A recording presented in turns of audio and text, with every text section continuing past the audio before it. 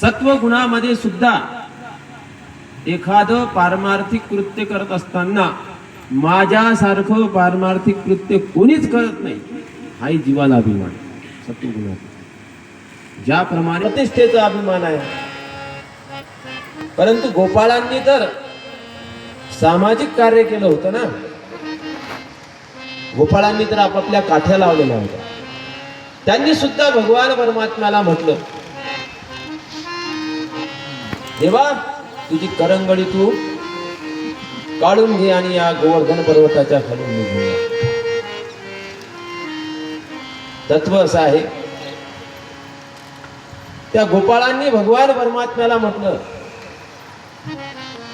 अरे देवा तू बाजूला निघून जा, आम्ही काठ्या लावून ठेवलेल्या आहोत. देवाच्या लक्षात आलं सात्विक कर्माचा सुद्धा काय होतो, आम्ही हरिपाठ घेतो, आम्ही कीर्तन करतो, आम्ही प्रवचन करतो, इत्यादी गोष्टीचा सुद्धा जीवाला अभिमान निर्माण होत असतो. त्या गोष्टी सुद्धा काय अभिमानाला कारणीभूत आहेत. त्याच्या करताच वर्णन करत असताना सांगितल्या, कर्म करत असताना ईश्वरार्पण बुद्धीनं केलं पाहिजे.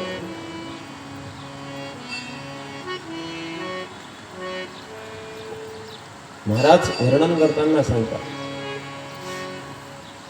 सहज कर्मे ती झाली ब्रह्मार्पण, जन नोहे हा अवघा जनार्दन, ऐसे ऐकता निवती साधू जन, एका जनार्दनी बाणली निज गुणगान.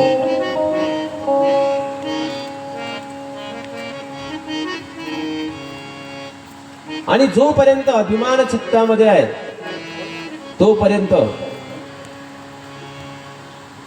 भगवान परमात्म्याच्या स्वरूपाच्या निस्पृह आनंदाची अभिव्यक्ती जीवाच्या ठिकाणी होत नाही. निस्पृह आनंद जो आहे अभिव्यक्ती होत नाही. चित्तामध्ये किंचितही अभिमान नसू द्या, पण अभिमानाचा लेश जरी असला तर निष्प्रत्युह आनंद ज्याला म्हणतात तो आनंद जीवाला भेटत नाही. कारण ते अभिमानाची वृत्ती त्या आनंदापासून आपल्याला परावृत्त करत असते. तो सत्वगुणातला काय असेल, एखाद्या सात्विक कर्माचा धारण केलेला अभिमान उलट तर रजोगुणात्मक वृत्तीपेक्षाही सत्वगुणात्मक वृत्तीचा असलेला अभिमान अधिक घातक.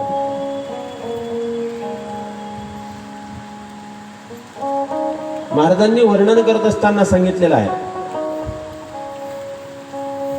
एका ठिकाणी फार सुंदर वर्णन करतात. नेणीव म्हणजे मला काय परमात्मा हे कळत नाही, पण जाणीव मला परमात्मा कळतो त्याच्याही पेक्षा मोठा. म्हणून गोपाळांचा सत्वगुणात्मक असलेला अहंकार त्याची सुद्धा निवृत्ती केली. इंद्राचा रजोगुणाचा अभिमान नाही. अशा पद्धतीने भगवान परमात्म्याची ही अलौकिक स्वरूपाची लीला पाहत असताना, दशमस्कंदाचा विचार पाहत असताना, दशमस्कंदामध्ये भगवान परमात्म्याने गोपिकांसोबत जो ऐक्यतेचा व्यवहार केला त्याला रास क्रीडा असं म्हणतात. गोपिकांसोबत जे ऐक्य त्याला रास क्रीडा असं म्हणतात. आणि गोपाळांसोबत जो ऐक्यतेचा व्यवहार आहे त्याला गोपाळकाला असं म्हणतात. भारतीय संस्कृतीमध्ये आता लोक प्रतिपादन करतात स्त्री पुरुष समानता. काय म्हणतात लोक आता म्हणतात स्त्री पुरुष समानता करा. भगवान परमात्म्याने तत्कालीन परिस्थितीमध्येच द्वापार युगामध्येच गोपाळांसोबत ज्या पद्धतीने ऐक्य केलं, आपल्या भक्तांसोबत ऐक्य केलं, त्याच पद्धतीने गोपिकांसोबत सुद्धा ऐक्यतेचा व्यवहार केला. आणि जो ऐक्यतेचा व्यवहार आहे त्यांना सुद्धा आपल्या स्वरूपाची प्राप्ती करून दिली. आणि त्या स्वरूप प्राप्तीचा जो व्यवहार आहे त्यालाच शास्त्रामध्ये, श्रीमद भागवत शास्त्रामध्ये रास क्रीडा असं म्हणतात. या रास क्रीडेचं वैभव आहे. भक्तीचा ज्यावेळेस विचार येतो ना, भक्ती म्हणजे काय? नारद महर्षींनी भक्तीची व्याख्या केली.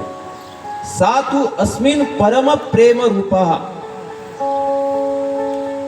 आत्मस्वरूपावरती असलेली नितांत प्रीती, त्याच भक्ती असं म्हणतात. मधुसूदन सरस्वतींनी व्याख्या केली, फार सुंदर. मधुसूदन सरस्वती म्हणतात भक्ती म्हणजे काय? मोक्ष कारण सामग्र्याम भक्ती रेव गरीयसी. भक्ती श्रेष्ठ आहे, पण भक्तीची व्याख्या तर समजून घ्या काय. स्वस्वरूपानुसंधानम भक्तिरित्या भिधी येते. मधुसूदन सरस्वती सांग.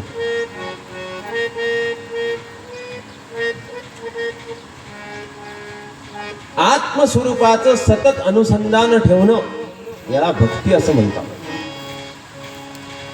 त्याविषयी जगद्गुरु तुकाराम महाराज वर्णन करत असताना सांगतात, फार सुंदर वर्णन करतात. महाराज म्हणतात नित्य अनुसंधान, आणि त्या अनुसंधानाचा विचार मांडत असताना सांगतात की जीवनामध्ये आल्यानंतर ते अनुसंधान कसं असावं, ती गोष्ट वर्णन करत असताना महाराज सांगतात, गोविंद गोविंद मनाला गलिया छंद, मनाला गलिया छंद, मनाला गलिया छंद. गोविंद गोविंद मनाला गलिया छंद, मनाला गलिया छंद, मनाला गलिया छंद. गोविंद गोविंद मनाला गलिया छंद. मग गोविंद ते काया आणि भेद नाही देवा तया. का हो? भगवंताचं नामस्मरण आपण वाणीने करत आहोत, पण जगद्गुरु तुकाराम महाराज आपण तर म्हणतात नामस्मरण करता करता नामस्मरणाने त्याला अवस्था प्राप्त होते, आणि हा देह त्याचा हा गोविंद होतो. हा कसा काय गोविंद होतो? आता पंचभूताचा देह आहे, हा देह गोविंद कसा काय? त्याचं कारण आहे, तत्व आहे, त्याचं कारण लक्षात घ्या. नामस्मरणाचं अनुसंधान आणि त्या अनुसंधानाचा परिणाम सद्गुरूच्या कृपेने प्राप्त झालेलं, त्याला आत्मस्वरूपाचं यथार्थ ज्ञान. त्या यथार्थ ज्ञानाने कारण शरीर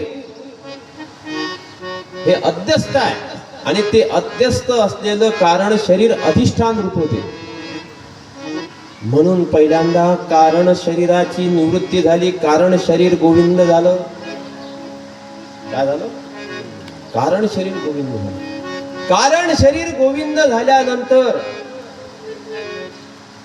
त्या कारण शरीराच्या आश्रित असलेलं सूक्ष्म शरीर ते आश्रित आहे. कारण शरीराची निवृत्ती झाली म्हणून परिणाम असा झाला, ते सूक्ष्म शरीर ते सुद्धा गोविंद रूप झालं. लक्षात आलं? आणि त्याच्यानंतर वैशिष्ट्य वर्णन करत असताना सांगतात, त्या सूक्ष्म शरीराचे परिणाम स्थूल शरीरावर पडतात, आणि स्थूल शरीराचे परिणाम सूक्ष्म शरीरावर पडत असतात. व्यवहारामध्ये आपण पहा, बऱ्याच ठिकाणी प्रसंग असा असतो, मन उदास असलं की त्याचे भाव चेहऱ्यावर प्रगट होतात. काय होतात? मन उदास आहे, का हो काय झालं, कोण उदास दिसता, बायकोचं भांडण झालं का घरी? तुम्ही कसं ओळखलं? तुमचा चेहरा सांगू राहिला. कशाहून ओळखले जाते? चेहऱ्यावरून ओळखले जाते. का? कारण सूक्ष्म शरीराचे भाव स्थूल शरीरावर प्रकट होतात, आणि स्थूल शरीराचे भाव सूक्ष्म शरीरावर प्रकट होतात. जर माणसाला शारीरिक बिमारी निर्माण झाली तर माणसाचं मन उदास होतं. आलं लक्षात. म्हणून कारण शरीर ब्रह्मरूप झालं, सूक्ष्म शरीर ब्रह्मरूप झालं आणि या सर्वांचं अधिष्ठान हे ब्रह्मरूप आहे. म्हणून त्या अनुषंगाने हे स्थूल सुद्धा शरीर सुद्धा काय झालं, गोविंद रूप होत असतं. तीनही देहाचा परिणाम वर्णन. या भक्तीचं वर्णन करत असताना नारद महर्षींनी सांगितलेले आहे स्वस्वरूपानुसंधानम भक्तिरित्या भीती. पण दृष्टांत देत असताना भक्तीमध्ये सर्वात श्रेष्ठ भक्ती कोणी केली असं ज्यावेळेस नारद महर्षींना विचारलं, महाराज सगळ्यात श्रेष्ठ भक्तीचं वैभव कोणाचं आहे, त्यावेळेस नारद महर्षी उत्तर देतात यथा व्रज गोपिकानाम. कोणाची आहे भक्ती, सर्वश्रेष्ठ भक्ती आहे. नारद भक्ती सुद्धा सांगते. कोणाचा दृष्टांत दिला, गोपिकांचा दृष्टांत दिला. इथं वर्णन करत असताना सांगतात एक दिवस कबीर महाराजांकडे एक गृहस्थ गेला आणि तो म्हणायला लागला, महाराज आम्ही खूप भक्त पाहिले पण तुमच्यासारखी भक्ती दिसत नाही. त्या भक्तीचा विषय पाहत असताना ते म्हणायला लागले, तुमच्यासारखी भक्ती दिसत नाही. त्यावेळेस ते म्हणायला लागले, कबीर महाराज म्हणतात तुम्ही काय गळे हो कबीर कबीर म्हणता. कबीर कबीर क्या कहे जा जमुना के तीर, एक एक गोपी के प्रेम में बह गए कोटी कबीर. काय कबीर कबीर म्हणता, एका एका गोपीच्या प्रेमामध्ये कोट्यावधी कबीर वाहत जातात. एवढा अधिकार गोपिकांचा. जगद्गुरु तुकाराम महाराजांना म्हणायला लागले, महाराज तुमच्यासारखा भक्त पाहिला नाही आम्ही, खूप अलौकिक काम आहे. पण जगद्गुरु तुकाराम महाराज काय म्हणतात, नो हे दास खरा परिहा झाला से डांगोरा. हे तुकाराम महाराज म्हणा, आम्ही डांगोरा पिट्यासाठीच निघालेलो आहोत. कोण म्हणा, आम्हाला डांगोरा असल्याशिवाय जमत नाही. आपल्याला काय आवडते, डांगोरा डांगोरा पिटणे, की मी कोणीतरी एक मोठा व्यक्ती आहो, माझ्यासारखं मोठं कुणीच नाही.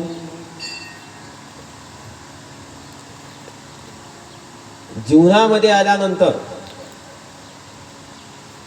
आपण हे सोहळे करतो, हे लक्षात, हे सगळे स्थूल देहाचे सोहळे चालतात. काय करतो आपण, आणि ते सोहळे करत असतानाही तत्व सांगतो, तो देह पहिली गोष्ट ज्याचे सोहळे चालू आहेत तो तरी आहे का जाग्यावर. बाळू पाटील त्याचे सोहळे चालू आहे, त्याचा डांगोरा चालू आहे.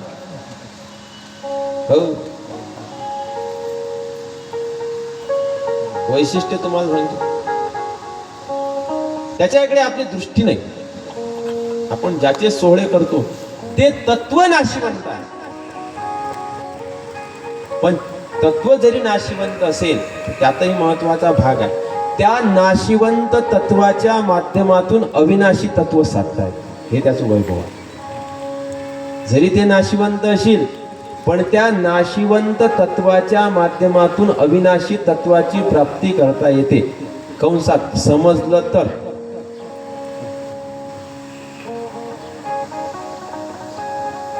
जर लक्षात आलं तर, नाहीतर जीवनामध्ये आल्यानंतर. आणि हे कधी समजेल त्याच्याकरता शास्त्रामध्ये वर्णन करत असताना ग्रंथराज ज्ञानेश्वरी तुकोबाराय गाथा या ग्रंथाचं चिंतन, श्रीमद भागवत कथा, पंचदशी, विचारसागर रहस्य, वृत्ती प्रभाकर रहस्य आदी आध्यात्मिक ग्रंथाचं चिंतन, या ग्रंथाचं चिंतन केल्यानंतर त्या ग्रंथांसोबत झगडावं लागेल देव प्राप्त करण्याकरता. ज्या पद्धतीने शेती प्राप्त करण्याकरता भावासोबत भांडण करतो, कुठपर्यंत जातो? कोर्टापर्यंत भांडण करत जातो. त्याच पद्धतीने शास्त्रासोबत भांडण करावं लागेल, त्याच पद्धतीने देवासोबत भांडण करावं लागेल. पण आम्ही प्रापंचिक गोष्टीसाठी भांडण करतो. जगद्गुरु तुकाराम महाराज मग तसं नाहीत म्हणत. जगद्गुरु तुकाराम महाराज भांडण करतात देवासोबत. जगद्गुरु तुकाराम महाराज वर्णन करत असताना, अमार तू खरा कैसा नभे मी दातारा, कैसा नभे मी दातारा, कैसा नभे मी दाता. देवा तू अमर आहेस ना, आम्ही अमर का नाही? बघ देव म्हणायला लागले, माझं स्वरूप वेगळं आहे, तुम्ही माझ्यासारखे अमर होऊ शकत नाही. चाल जाऊ संता पुढे, वकिलात ठेवेल, वाद सांगेन मी निवाडे. आमचे वकील आहेत ना, आम्ही वकिलाच्या मार्फत केस टाकू, पण तुला कोर्टात ठेचल्याशिवाय राहणार नाही आणि आमचा सिद्धांत सत्य केल्याशिवाय राहणार नाही. हे भांडण, हे भांडण कुठे? आपले भांडण कुठे? आपल्या भांडणातून काय प्राप्त होत? मी कशा करता प्रतिपादन करून सांगत होतो. जीवनामध्ये आल्यानंतर मानवी जीवनामध्ये हे तत्व आहे. या तत्वाची प्राप्ती करण्याकरता शास्त्राचं चिंतन, नित्य अनुसंधान, त्यालाच म्हणतात खरं भक्तीचं लक्षण. ते भक्तीचं लक्षण आहे बरं का खरं. सा तू अस्मिन परम प्रेम रूपा,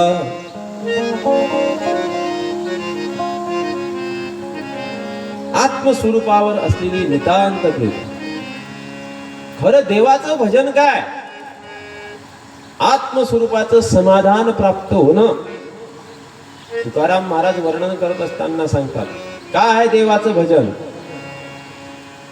महाराज फार सुंदर वर्णन करत असताना, हेची देवाचे भजन,